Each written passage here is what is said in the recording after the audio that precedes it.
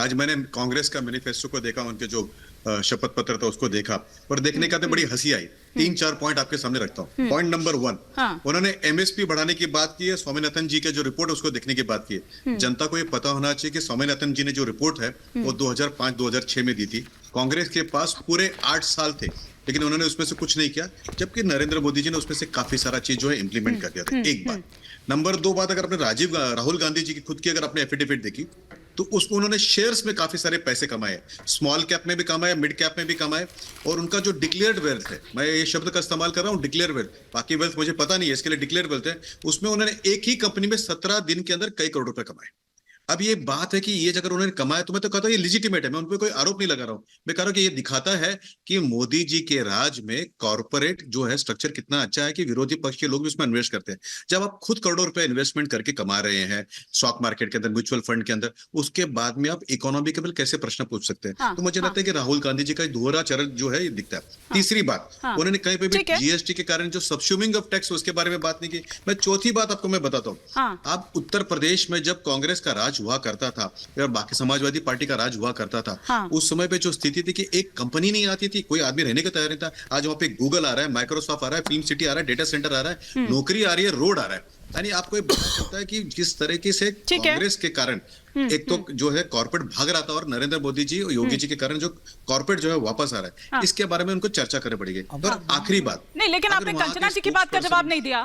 अब विनीत जी एक सेकंड, मैं आपको रोक रही हूँ यहाँ पर, जरा पप्पू यादव जी हमारे साथ जुड़ गए, एक सेकंड रोक रही हूँ आपको, मैं लौटूंगी आपके पास, आप इस बात को करिएगा और कंचना जी की बात का जवाब भी दीजिएगा, क्योंकि यहाँ पर ना कंफ्यूजन भी बहुत सारी मची हुई है, जैसे कि टिकट को लेकर, पार्टी को लेकर, उधर पूर्णिया में 2-2 नामांकन भर दिए जाते हैं। लेकिन पप्पू यादव जी आपने तो बवाल मचा दिया है, नामांकन तो भर दिया है, लेकिन कांग्रेस अल्टीमेटम दे रही है, वो कह रही है कि भैया नामांकन आपको वापस लेना पड़ेगा। ले रहे हैं क्या नामांकन वापस? आप एक बात बताइए, जब हमने मधेपुरा सहरसा छोड़ दिया, जब मैंने इस विचारधारा के साथ मजबूती के साथ खड़े हैं, स्टैंड बाय हैं, हमारी जो कंप्लीट विचारधारा है वो ह्यूमैनिटी पे, और वो बिल्कुल बिना जात पात के हिंदू मुसलमान के बैकवर्ड फॉरवर्ड इस सब चीज के बगैर हमारी राजनीति रही। गरीब मिडिल क्लास जिस किसी वर्ग के हो, आपने देखा होगा कोरोना, आपने देखा होगा बाढ़, मैंने कभी कोई जात कौन है, धर्म कौन है, मजहब कौन है, मैं इन सब फेर में नहीं पड़ता हूँ, ना मुझे आता है ना मैं करूंगा।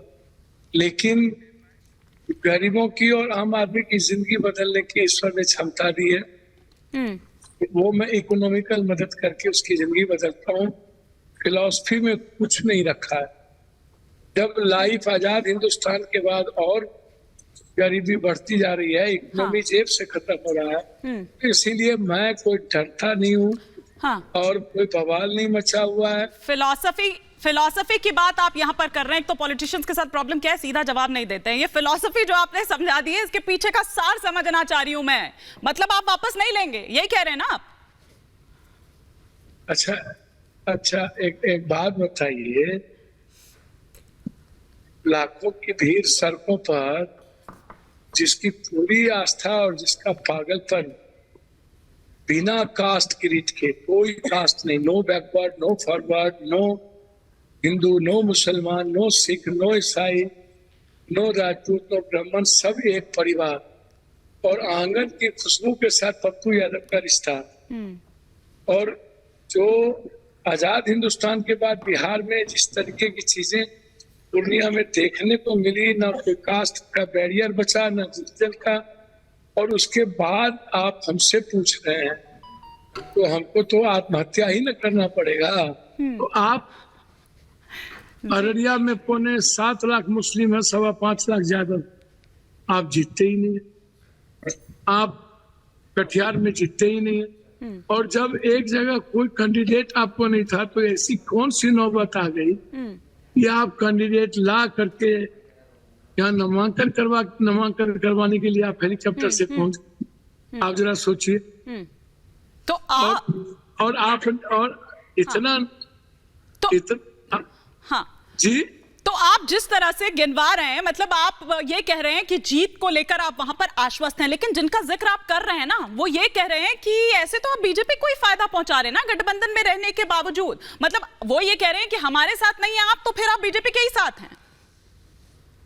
अच्छा, एक बात सुनिए मेरी। ममता बनर्जी और कांग्रेस लड़ रही है, तो कौन फायदा पहुंचा रहा है, ममता दीदी या कांग्रेस? अरविंद केजरीवाल बीजेपी कांग्रेस के खिलाफ पंजाब में लड़ रहा है, कौन फायदा पहुंचा? डी राजा की पत्नी राहुल जी के खिलाफ लड़ रहा है, तो कौन पहुंचा रहा है? आपने कांग्रेस का सब सीट ले लिया, कन्हैया जी का, आश्वत पांडे का आपने सीट ले लिया, जवाब देंगे निखिल बाबू या अवधेश सिंह जी का आपने पटना सिटी दे दिया, साहब दे दिया जबरदस्ती, आप बेतिया दे दिए, आप महाराजगंज दे दिए, भागलपुर दे दिए। आपके पास कैंडिडेट क्यों नहीं? आप क्यों नहीं लड़ते? आप क्यों दे दिए अपना भागलपुर, जहां से गुलाम मंजर चुनाव लड़ा? क्यों प्रभुनाथ भाई को काट दिया? चलिए, समझ में आता है कि साहबुद्दीन साहब की पत्नी को आपने क्यों नहीं समझा। जिस व्यक्ति ने अपने को दफन कर लिया लालू जी के आइडियोलॉजी से, और उन्होंने हमसे कहा था कि लालू यादव जी जब तक जिंदा है तब तक मैं लालू यादव को नहीं छोड़ सकता था। लेकिन आप तो उन पर, इसलिए मेरी कोई महत्वाकांक्षा नहीं है, मुझे लालू यादव को के साथ रहना। लेकिन आप तो उन पर पॉलिटिकल मर्डर का आरोप लगा रहे थे, साजिश की बात कर रहे थे।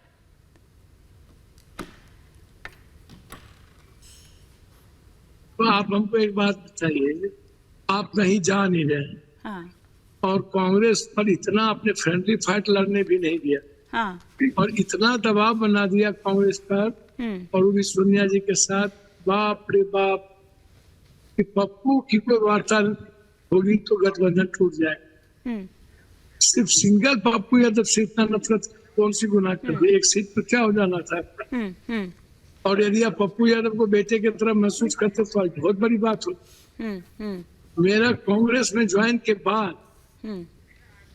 आरजेडी में ज्वाइन करना ये कहाँ सवाल है? बार बार आप यही बात कर रहे हैं, आपके परिवार के लोग यही बात कर रहे हैं, और हमने तो कहा कि आप पूर्णिया दे दो, आरजेडी से देना दे दो, आप छोड़ दो कांग्रेस की बात।